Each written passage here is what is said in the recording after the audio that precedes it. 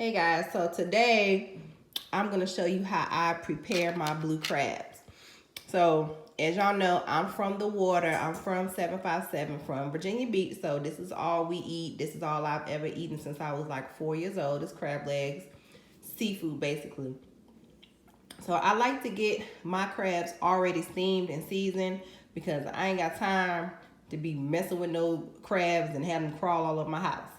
So I have them cooked before I do this next thing here. Actually crack open the crab legs, and I'm trying to hold my phone while I do this, but basically you just take it about like right there. I'm going to show you how I prepare my blue crab. I'm not really a big fan of snow crab legs because it really doesn't have that taste that I'm used to. So blue crab is the best. So what I do is I take a dozen crabs and I open them up like this. I've already opened this one up here. Just open up the shell part. So you'll have a dozen of these here. And then the next thing I do is prepare the sauce. These are the crabs when they're all open up. No shell on them. Okay, now for the sauce ingredients. It is butter, like a stick and a half of butter. Red hot hot sauce. 2 garlic cloves. Ranch seasoning. This here. Dill seasoning, garlic powder, onion powder.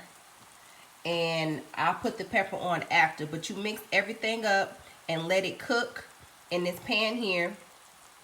And then after, you're gonna pour it on the crabs and let them bake in the oven for like 15 minutes on 350.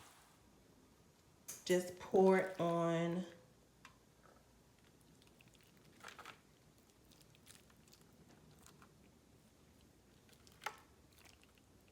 Try to get it on all of it.